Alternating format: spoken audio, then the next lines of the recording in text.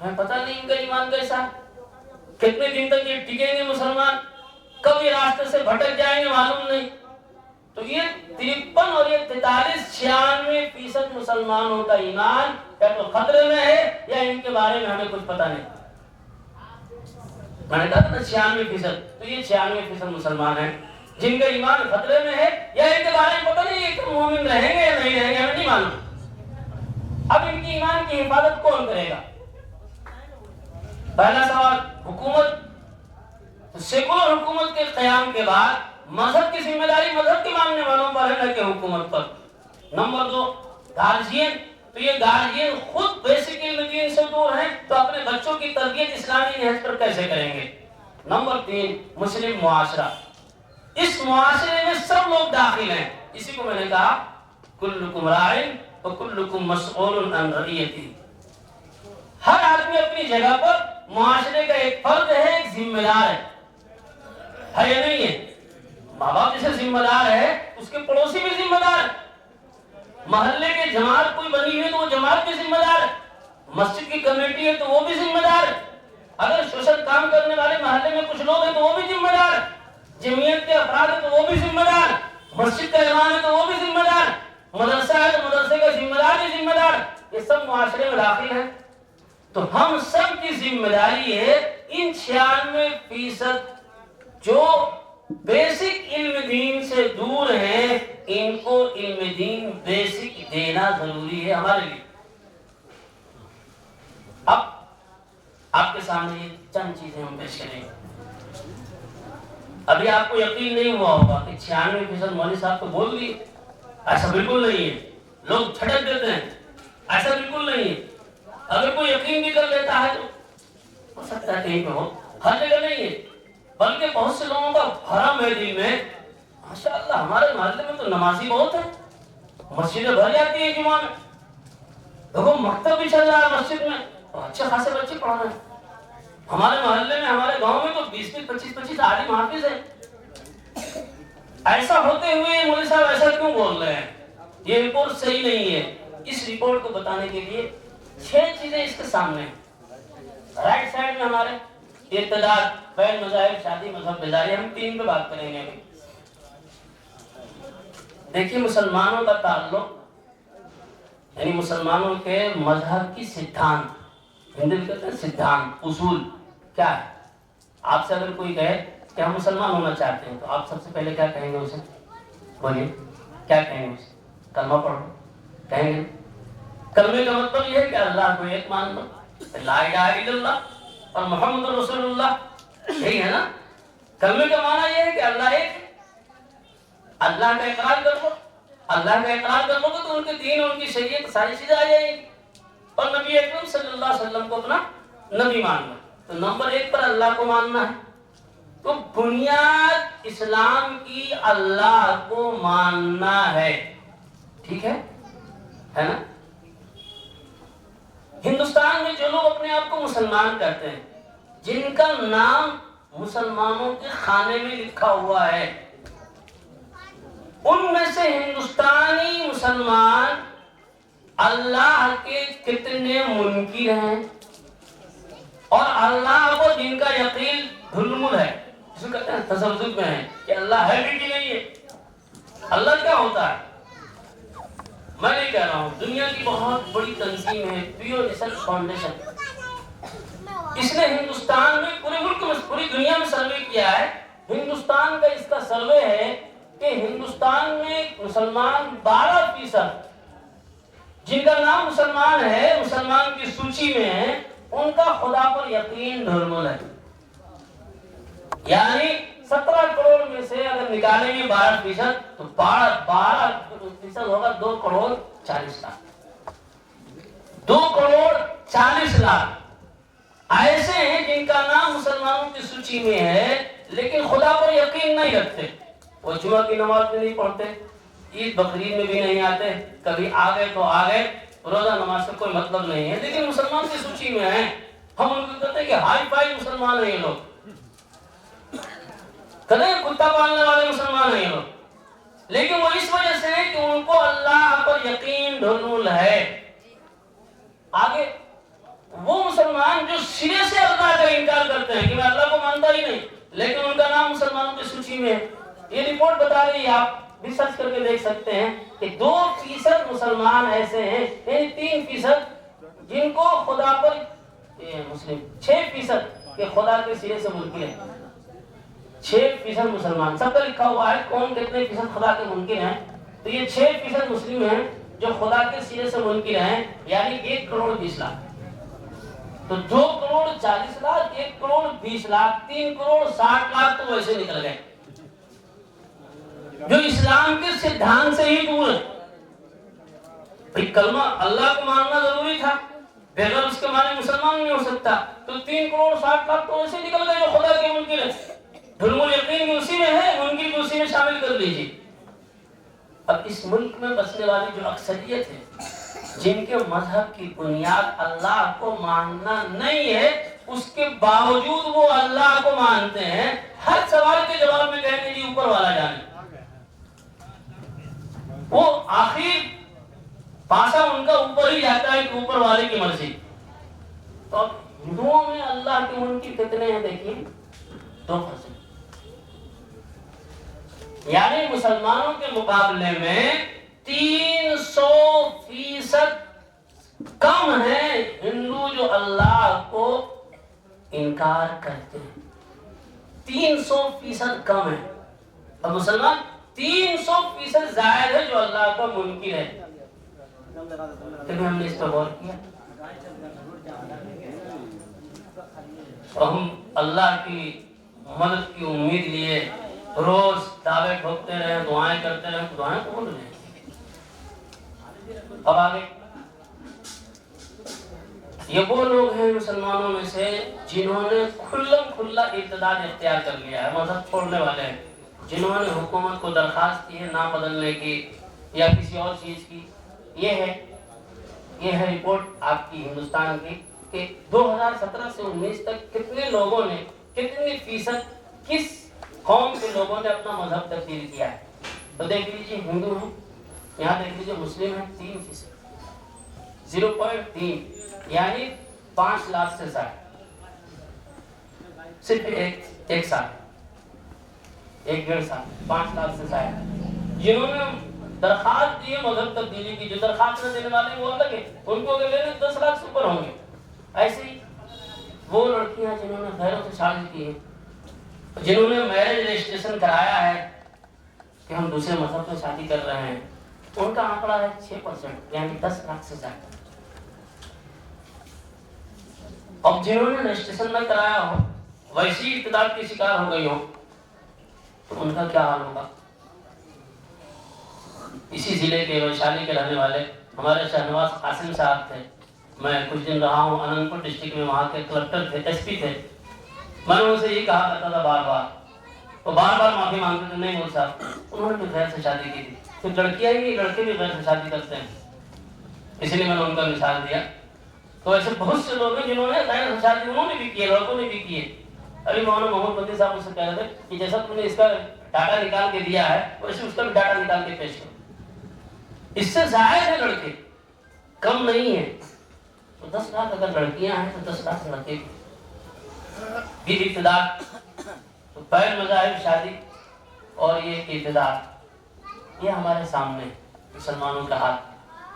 بچپن چوری، شراب، نشہ خوری میں مسلمان مرتد ہو رہے ہیں، نوجوان فحاشی ہوتا ہے، بچے بچیاں اور بچے غیروں سے شادی کر رہے ہیں. ہمیں کیا کرنا چاہیے؟ ہم کس چیز کی ذمہ دار ہیں؟ ہمیں کیا کرنا چاہیے؟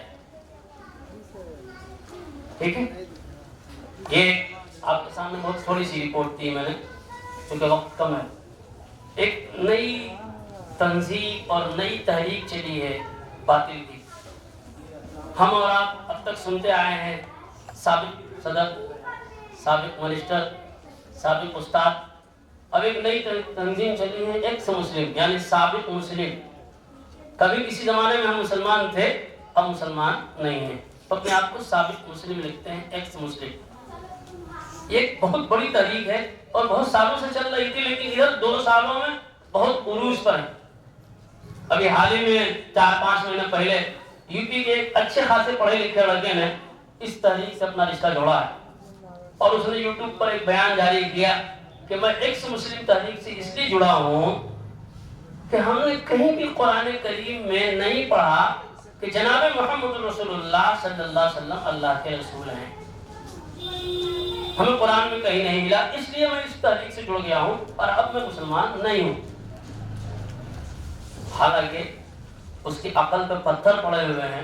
قرآن کریم کی صحیح آیت ہے محمد رسول اللہ والذین معه اشداء والکفار رحماء ہے نہیں, لیکن عقل پہ پتھر ہی تو ہے, اسے آیت نظر نہیں آئی. تو یہ ایکس مسلم تحریک سے کون لوگ جڑتے ہیں اور ان کے چکر میں کون لوگ آتے ہیں. دیکھیے بچپن میں اسے بنیادی علم دین نہیں ملا, اب بڑا ہو گیا, کالج میں پڑھا, اونچے کلاسوں میں چلا گیا, انجینئر بن گیا, ڈاکٹر بن گیا, سائنٹسٹ بن گیا. جب اوپر کی کلاسوں میں بین مذاہب کے ساتھ جب وہ رہتا ہے, ان کے کلچر کو, ان کی چیزوں کو دیکھتا ہے, چونکہ اس کو اپنا عقیدہ اور اپنا مذہب نہیں معلوم ہے اور دوسرے کی چیزوں کو دیکھ رہا ہے, ان کے دلائل کو سن رہا ہے, اور اس کے دل میں اپنے مذہب کے تئیں سوالات, شکوک اور شبہات پیدا ہو جاتے ہیں. ایسے بڑے لڑکے جو 19 سے 20 سال, اکثر 20 سے 30 سال کی عمر کے جو اچھے تعلیم یافتہ نوجوان لڑکے لڑکیاں ہیں, ان کے ذہنوں میں اپنے مذہب کے تئیں سوال پیدا ہوتا ہے. اللہ ہے یا نہیں ہے, فرشتے ہیں یا نہیں ہے, قرآن اللہ کی کتاب ہے یا نہیں ہے, یہ صحیح ہے یا نہیں ہے, محمد رسول اللہ نبی تھے یا نہیں تھے. ایسے ہی قبر کا عذاب حق ہے یا نہیں ہے, شادی بیاہ کا یہ رسم و رواج یہ تو سب مولویوں کو بنایا ہوا ہے. عام طور سے آپ نے یہ تو بہت سننے میں, یہ سب رواج مولویوں کو بنایا ہوا ہے. یہ طلاق, یہ وراثت, یہ لڑکیوں کو آدھا اور لڑکوں کو ڈبل کیوں ملے گا, یہ سب مولویوں کو بنایا. اس طرح کے سوالات ان کے ذہن میں آتے ہیں. اب اگر کوئی سنجیدہ لڑکا ہے, سنجیدہ کی بات کر رہا ہوں, تو وہ اپنے گھر میں سب سے پہلے اپنے والدین میں سے کسی سے ڈرتا ڈرتا پوچھتا ہے, امی سے, ابو سے, دادا سے, آخر یہ ایسا کیوں. اور اس کے والدین کیا کرتے ہیں, اس کے گھر والے, اور ایسا سوال مت کرنا, یہ گمراہی کی بات ہے, تم تو مرتد ہو گئے. بجائے جواب دینے کے پہلے ہی مرحلے میں اس پہ بریک لگا دیا, سوال ہی مت کرو, اور بیچارہ وہ خاموش ہو گیا. اگر وہ کبھی ڈرتا ڈرتا کسی امام صاحب کے پاس, کسی مولوی صاحب کے پاس کہیں چلا گیا اور جو ہی سوال کیا تو فوراً پوچھتے تم رہتے کس کے ساتھ, پڑھتے کون سی کتاب ہو, کس سے تمہارا تعلق ہے, تم تو مرتد ہو گئے. وہ یہ سنتے ہی وہ وہاں سے بھاگا. اب آج کے زمانے میں کرے گا کیا, وہ اسے اپنے سوال کا جواب چاہیے, تو وہ سیدھا انٹرنیٹ پہ جاتا ہے اور انٹرنیٹ پر جا کر اپنے متبادل تشریحات اور معلومات تک رسائی حاصل کرنے کی کوشش کرتا ہے کہ ہمارے سوال کا جواب مل جائے. لیکن جب وہاں سوال کا جواب تلاش کرتا ہے تو فوراً ایکس مسلم تحریک وہاں ان کو اچک لیتی ہے اور کہتی ہے ہم تمہارے سوال کا جواب دیں گے, تم جو کچھ سوچ رہے ہو نا وہ بالکل صحیح ہے اور بالکل غلط ہے. بالکل صحیح ہے, تم آپ اپنے راستے پر ہو, یہ اسلام بالکل غلط ہے. چنانچہ ابھی 1 سال ہو گئے لگ بھگ, بمبئی کے لوکل ٹرینوں میں ان کے اسٹیکر لگے ہوئے ہیں ایکس مسلم کے کہ آپ کتنے سال سے مسلمان ہیں, 20 سال سے, 30 سال سے, 40 سال سے, کیا ملا آپ کو اسلام سے. میں بتاتا ہوں کچھ نہیں ملے گا, آؤ مذہب بدل لو. بڑے بڑے اسٹیکر لگے ہوئے ہیں, موبائل نمبر دیے ہوئے ہیں. اس طرح کے شکوک و شبہات کے جتنے نوجوان لڑکے لڑکیاں ہیں سب ان سے رابطہ کرتے ہیں, نیٹ کے ذریعے سے, موبائل کے ذریعے سے, واٹس ایپ کے ذریعے سے, اور بھی چیزوں کے ذریعے سے, اور ان سے جڑ کر اسلام کو چھوڑ رہے ہیں. کیا ہماری ذمہ داری نہیں تھی کہ ہم ان چیزوں پر نکیل لگاتے, اپنے نوجوانوں کے سوالوں کو جواب دیتے, ان کے شکوک و شبہات کو دور کرتے, پہلے ان سے قریب کرتے, اسلامی رسم و رواج, اسلامی عقائد ان کو ٹھوس دلیلوں کے ساتھ ان کے سامنے رکھتے, ان کے ذہن و دماغ میں اتارتے. اگر بچپن میں اتار دیا جاتا تو یہ شکوک و شبہات پیدا نہ ہوتے, لیکن چونکہ بچپن میں نہیں اتارا گیا تو اب بچپن تک ان کو شکوک و شبہات باقی رہے گا, لاکھ آپ ان کے دلوں میں اتار دیں. تو یہ ہمارے بچوں کی تربیت کہاں ہونی چاہیے, سب سے پہلے ماں کی گود. ماں کی گود اسلامی تربیت سے خالی. کا ماحول، گھر کا ماحول اسلامی تربیت سے خالی ہے۔ مدرسے میں جیسا کہ ہم نے کہا کہ 4% بچے ہی مدرسہ جا رہے ہیں، اور آج کل تو ماشاء اللہ میں کہتا ہوں کہ مدرسے بھی تربیت سے خالی ہیں۔ اسکول میں تو ماشاء اللہ وہاں تو مذہب کیا سکھایا جائے گا، وہاں تربیت کیا ہوگی، وہاں تو دوسری ہی تربیت ہوتی، اور دوسری تربیت کیا ہوتی ہے اس سے اوپر میں نے اس کو ملا دیا ہے۔ اب ہمارے پاس ایک ہی جگہ ہے،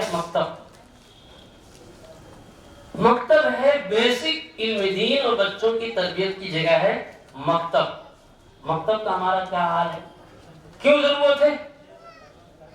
مکتب میں ہم اور آپ کیا کرتے ہیں؟ بچہ اگر آیا تو ماں باپ بھی اور استاد بھی سب کی یہ کوشش ہوتی ہے کہ بچہ کسی طرح سے قرآن پڑھ لے، بس قرآن ختم کر لے، اس کی سوچ ہوتی ہے کہ قرآن کسی طرح سے وہ ختم کر لے، یہی چاہتا ہے نا۔ اب قرآن کو اس کے حق کے ساتھ پڑھتا ہے یا نہیں پڑھتا ہے نہیں معلوم، اور قرآن کسی طرح سے ختم کر لے، ہماری یہ کوشش ہوتی ہے۔ نبی اکرم صلی اللہ علیہ وسلم نے بچوں کی تربیت کے کیا طریقے ہمیں سکھلائے؟ آپ نے فرمایا اَدِّبُوا أَوْلَادَكُمْ عَلَىٰ ثَلَاثِ خِصَالٍ، بچوں کو 3 طرح سے تربیت دی جائے، 3 چیزیں ان کو سکھلائی جائیں، 3 چیز کی عادت ان کے اندر ڈالی جائے۔ نمبر 1 حب نبیکم، نمبر 2 حب اہل بیتہ، اور نمبر 3 قراءت قرآن۔ پہلے نبی کی محبت اور دوسرے اہل بیت کی محبت، تیسرے نمبر پر قراءت قرآن ہے۔ لیکن ہم نے بچوں کی تربیت یعنی ایمان سکھلانے کی چیز جو نبی سے محبت اگر آپ بچوں کے دل میں ڈالتے، شروع میں بچہ مکتب میں آ رہا ہے تو پہلا سبب اس کا ہونا چاہیے نبی سے محبت۔ جب نبی سے محبت کرنے لگے گا تو ان کی سب باتوں کو مانے گا۔ ایمان ہمیں کس کے ذریعے سے ملا؟ نبی کے ذریعے سے ملا، تو نبی کی محبت آئے گی جب تو ہم مانیں گے کہ نبی نے کہا اللہ ایک ہے، نبی نے کہا یہ قرآن اللہ کی کتاب ہے، میں اس کی طرف سے اللہ کا بھیجا ہوا پیغمبر ہوں، جنت و جہنم حق ہے، تقدیر حق ہے، مرنے کے بعد دوبارہ زندہ ہونا ہے۔ جو نبی سے محبت اگر اس کے دل میں پیدا ہو گئی تو اب وہ نبی کی ساری باتیں مانگنے لگے گا۔ اور نبی کی بات اس تک کیسے پہنچی ہے، صحیح ہے یا غلط، اس کے لیے اہل بیت یعنی صحابہ سے محبت ہونی ضروری ہے۔ تو صحابہ سے محبت ہوگی یعنی اہل بیت سے محبت ہوگی، نبی سے محبت ہوگی۔ اب قرآن آپ اسے پڑھائیے، گویا کہ ایمان لے آیا ہو، تو ایمان کے لیے ضروری ہے نا، تو ایمان لے آیا، پہلے اسے ایمان میں داخل کیجئے۔ خاندانی مسلمان ہونے سے کام نہیں چلے گا، پہلے اسے ایمان سکھلائیے پھر قرآن پڑھائیے۔ اور آج ہمارے مکتب کا حال یہ ہے کہ جیسے تیسے قرآن پڑھا کے ختم کرا دو، ایمان سیکھے یا نہ سیکھے۔ آج آپ اگر دیکھیں گے بہت سے لوگ حافظ ہو گئے ہیں لیکن مرتد ہو رہے ہیں۔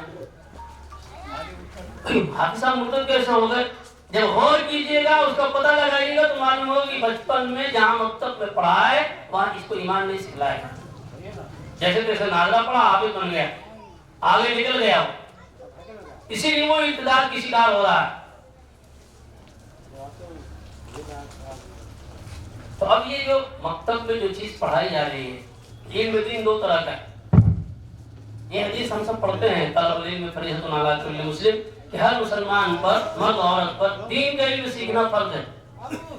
آج عوام جو ہے 100% کہہ لیجیے، 100% میں کہتا ہوں، عوام یہ سمجھتی ہے کہ ہم صاحب اپنے بچے کو بنا دیں گے حافظ عالم، کمائے گا کہاں سے؟ وہ لوگ سمجھتے ہیں کہ حافظ عالم بنانا ضروری ہے، بغیر اس کے نیچے کام نہیں چلے گا۔ ہم اس سے نہیں کہتے ہیں کہ بیسک علم دین سکھانا فرض ہے، یہ فرض عین ہے۔ جیسے نماز ابا پر فرض الگ، اماں پر فرض الگ، دادا پر الگ، سب پر الگ الگ ہے، ویسے ہی بیسک علم دین کا سیکھنا بھی سب پر الگ الگ فرض ہے۔ ہر ایک مرد عورت پر، بچے بوڑھے پر، سب پر فرض ہے۔ اور یہ جو فرض کفایہ ہے وہ عالم حافظ بننا فرض کفایہ ہے۔ گاؤں کے اگر 2-4-10 لوگ، خاندان سے اگر 1-2 لوگ بھی اگر عالم حافظ بن گئے تو فرض کفایہ ادا ہو جائے گا۔ لیکن بیسک علم دین کا حاصل کرنا ہر ایک پر فرض عین ہے۔ ہم نے عوام کے دلوں میں یہ چیز نہیں اتاری، لہذا یا تو بالکل وہ ادھر چلے جاتے ہیں، دور بھاگتے ہیں، یا پھر مکمل مدرسے میں آتے ہیں۔ وہ خالی کریں گے بچے کو تو مکمل مدرسے کے لیے کہ حافظ عالم بن جائے، یا پھر خالی کریں گے بچے کو تو مکمل اسکول کے لیے کہ وہ ڈاکٹر انجینئر بن جائے۔ ان کے ذہن میں یہ بات نہیں ڈالی گئی ہے اور ہم اپنی ذمہ داری کو محسوس نہیں کیا، ہم نے نہیں بٹھایا ہے کہ بیسک علم دین فرض عین ہے، بچوں کو ڈاکٹر انجینئر سب بناؤ، پہلے مسلمان بناؤ، پہلے اسے ایمان سکھلاؤ، اللہ اس کے رسول کی محبت اس کے دلوں میں ڈالو، حلال و حرام سکھلاؤ۔ ہم نے یہ سکھلایا نہیں لوگوں کو، بتایا نہیں کہ یہ فرض عین ہے۔ پڑھتے ضرور یہ حدیث ہے اپنے جلسوں میں۔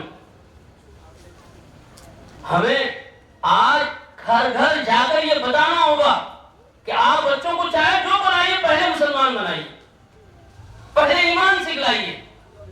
اس لیے کہ نبی اکرم صلی اللہ علیہ وسلم نے بچوں کی تربیت کا ایک طریقہ بتایا ہے، ادبوا اولادکم علی ثلاث خصال، حب نبیکم وحب اہل بیتہ وقراءۃ القرآن۔ اس کے بعد جو چاہے آپ کراتے رہیے اس سے۔ یہ فرض عین مکتب میں سکھلایا جاتا ہے، اور ہمارے یہاں مکتب کا حال یہ ہے، اردو تو سب کو آتی ہوگی ماشاءاللہ، ہمارے یہاں بہار والوں کو اچھی اردو آتی ہے، اور اسٹیٹ سے زیادہ بہار والوں کو اچھی اردو آتی ہے۔ اب دیکھیے ہمارے یہاں یہ اسکول ہے، اسکول میں سسٹم ہے، مینجمنٹ ہے، ماسٹر ہے، پرنسپل ہے، سلیبس ہے، ٹیچر ہے، طالب علم ہے، اور یہ مدرسہ ہے، نظام ہے، انتظامیہ ہے، صدر مدرس ہے، ناظم ہے، نصاب ہے، استاد ہے، طالب علم ہے، اور یہ مکتب ہے۔ کوئی سسٹم نہیں، کوئی نظام نہیں، کوئی مینجمنٹ، کوئی انتظامیہ نہیں، کوئی صدر مدرس، کوئی ناظم نہیں، کوئی سلیبس نہیں، استاد ہے اور طالب علم۔ جہاں فرض علم دین، بنیادی بیسک علم دین سکھلانے کی جو جگہ ہے مکتب، وہاں کا سسٹم ہمارا یہ، اور ہم چاہتے ہیں کہ ہو جائے ٹھیک ٹھاک۔ ہمیں اپنے مکتب کو جس طریقے سے یہ اسکول کا نظام ہے، سسٹم ہے، مینجمنٹ ہے، ہیڈ ماسٹر، پرنسپل ہے، سلیبس ہے، ٹیچر اور طالب علم ہے، اس نظام پر ہمیں اپنے مکتب کو لانا ہے۔ ہر مسجد، ہر کمیٹی، ہر مدرسہ، ہر ایک ذمہ دار ماں باپ کی ذمہ داری ہے کہ اپنے بچوں کو سسٹمیٹک مکتب میں داخل کرے تاکہ وہ کم وقت میں بنیادی علم دین مکمل سیکھ سکے۔ یہ اس لیے ضروری ہے۔ دیکھیے ہمارے اکثر مکاتب میں نظام اور نصاب نہیں، اور کہیں صاحب نصاب تو ہمارے یہاں بہترین ہم نورانی قاعدہ پڑھا لیتے ہیں، نورانی قاعدہ صرف نام، نصاب نہیں۔ اکثر مکاتب جماعت کے بجائے افراد پر منحصر ہیں، درجہ بندی اور تعلیمی معیار متعین نہیں ہے۔ بعض مکتب اس طرح کہ بہت سے مکاتب میں اساتذہ کے تبادلے پر السنن و تعلیم کا اعادہ ہوتا ہے۔ ایک مولوی صاحب گئے، دوسرا آیا پھر شروع سے پڑھانا شروع کر دیے، تیسرے آئے پھر شروع سے پڑھانا شروع کر دیے، چوتھے آئے پھر شروع سے پڑھانا شروع کر دیے۔ بچہ 5 سال پڑھا، 5 سال میں کچھ ختم ہی نہیں کر سکتا، نورانی قاعدے نہیں پڑھ سکا، نازلہ کیا پڑھے گا۔ اکثر مکاتب میں 15% بچے ہی صرف نازلہ قرآن پر اکتفا کرتے ہیں۔ اب مکتب میں کتنے بچے جاتے ہیں؟